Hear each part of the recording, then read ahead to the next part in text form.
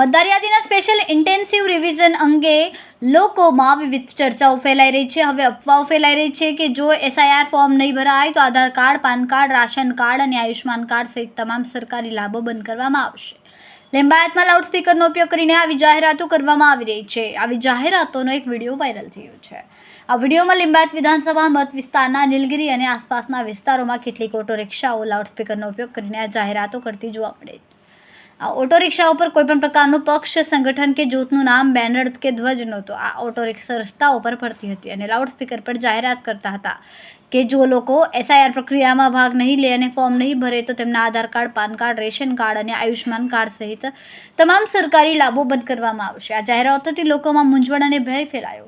આ મુદ્દે જ્યારે કલેક્ટરાલયમાં તપાસ કરવામાં આવી તો ખબર પડી કે આવી કોઈ જાહેરાત કરવામાં નથી આવી. ભ્રામક જાહેરાતો કરનારાઓની ઓળખ અને તેમને કોણ ચલાવી રહ્યું છે, આ અફવાઓ ફેલાવતા પાછળનો શું હેતુ છે એ હજુ જાણી શકાયું નથી. સ્થાનિક રહેવાસીઓનું કહેવું છે કે જાહેરાતો એટલા આત્મવિશ્વાસથી કરવામાં આવી રહી છે કે ઘણા લોકો ખરેખર ડરી ગયા છે.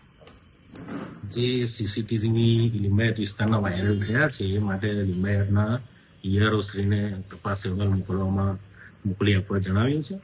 ખાસ કરીને જે સીસીટીવીમાં રેશન કાર્ડ, આયુષ્યમાન કાર્ડ જેવા કાર્ડ લાભાર્થીઓ માટેના કાર્ડના લાભ મળતા બંધ થઈ જશે એનું જણાવે છે. પણ એવું કોઈ ચૂંટણી પંચ દ્વારા એવી કોઈ સૂચના આપવામાં આવેલ નથી.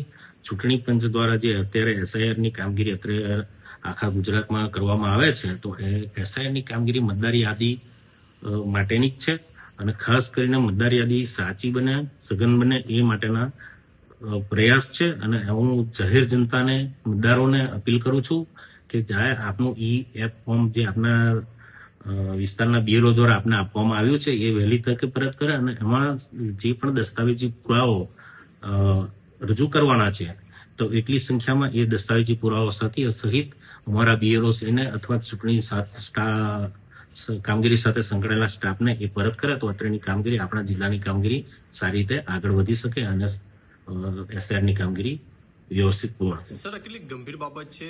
જો કદાચ ગેરકાયદેસર હશે તો કઈ રીતની કાર્યવાહી થઈ શકે છે? એના માટે જોગવાઈ અનુસાર કાર્યવાહી કરવામાં આવશે.